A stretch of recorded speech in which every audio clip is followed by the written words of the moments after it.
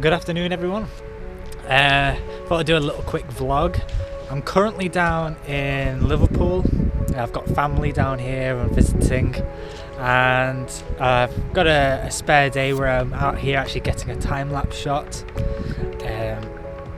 But before I went to go and I'm getting the shots, which is going to be a day to night shot of the Liverpool skyline, I wanted to come and visit a couple other spots. So I'm right now at New Brighton. New Brighton is on the Wirral, which is across the Mersey on the other side.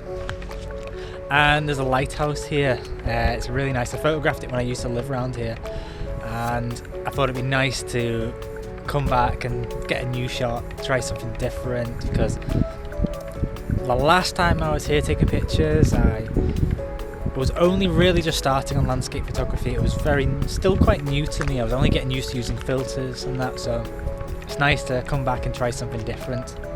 Downside is the tide is going out. I really wanted the tide to be coming in, but due to time and that, I couldn't get here for when the tide was at its highest point.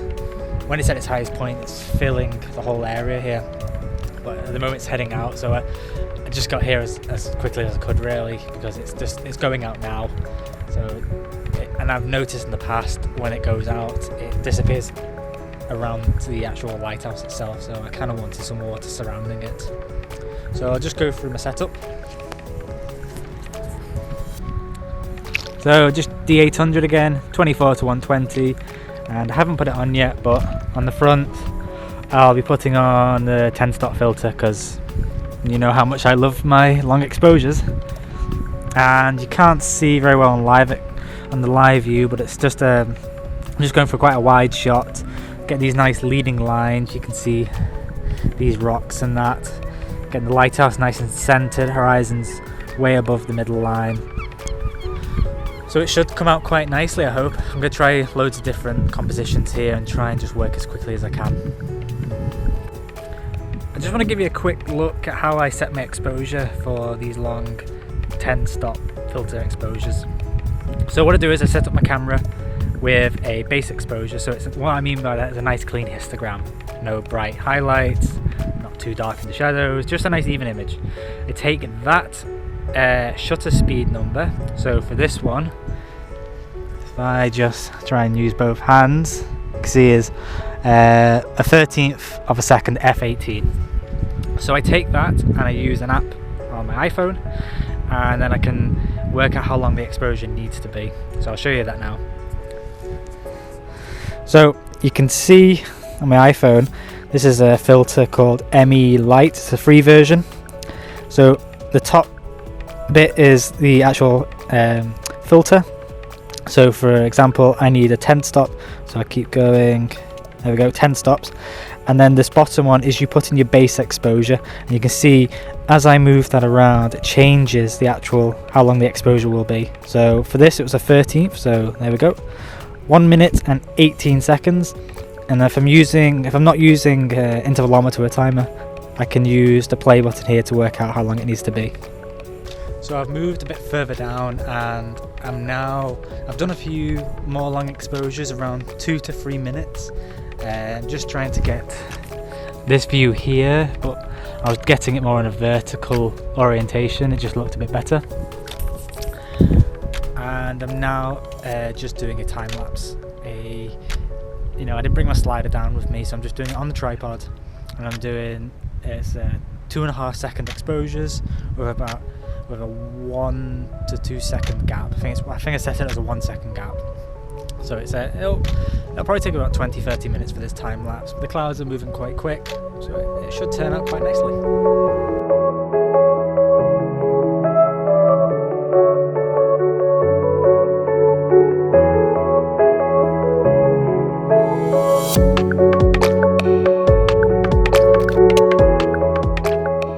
Well, it's been a few hours since I was down at New Brighton. I've now come for the actual shot I was here for, which is a day to night time lapse of the Liverpool skyline, just because it's a really nice skyline, especially from this side of the Mersey. It's pretty quiet here, it's a bit cloudy, but I'm hopeful that the time lapse will look pretty good. So this is my setup. So I've got the camera set up here, looking straight over to like the live building, and that's it's quite a tight crop. You know, I want to get all the bigger buildings in, but not have too much space because it's so much negative space with the water and the sky. So I just got it nice and tight. For exposure, it's manual, and I'm actually writing an article on this technique where I change the exposure every so often to keep moving, then I edit it in our time lapse to keep it nice and even. So I'm hoping it'll look really cool. So I'm about an hour in now and it's looking really good. The lights are coming on, you can just see it's looking pretty cool. So the only downside is my battery life's getting a bit drained a bit too quickly, so I'm a bit worried about that. It's just I didn't bring the battery grip with me. I should have brought it. I was just packing light, so I'm hopeful that it will be okay. Still got about 2 to 3 bars of battery life, so it should be enough. It should take me about another hour to get the time lapse, I think. And yes, it's difficult doing day to night, but they are fun, and you have to be so much more patient for this rather than a normal day time lapse or night time lapse, because you have to stay with it, you have to adjust it, things like that. So, but once you see the footage later on, it just looks incredible.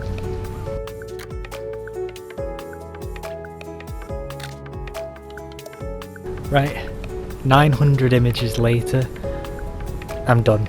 The camera's still taking a few shots, you can probably hear it, but I'm pretty much done now. I've got enough shots now that I don't need to carry in anymore. It's spookily quiet here. I haven't seen anyone. There's been a lot of dog walkers and people running and that, but it's really quiet right now, so I won't be hanging around much longer and go home and go to bed. I'll catch you later.